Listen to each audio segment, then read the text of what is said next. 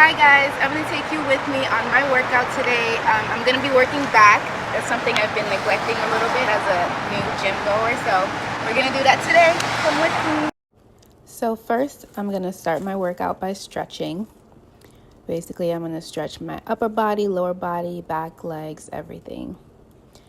I am working out my back today, and I will say that this is really something that I'm just now learning to work out, and I'm trying a couple new exercises today.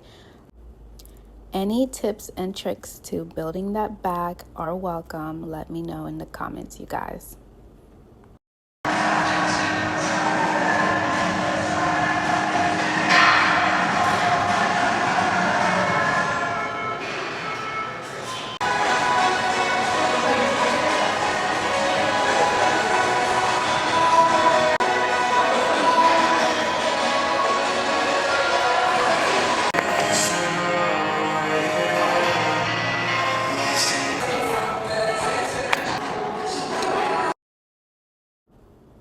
Next, I'm going to start my warm-up. So I usually warm up using the Stairmaster. I usually do 20 minutes of the Stairmaster, but today I decided to do jump rope. Jump rope is actually a really great full body workout. It really gets your heart rate going.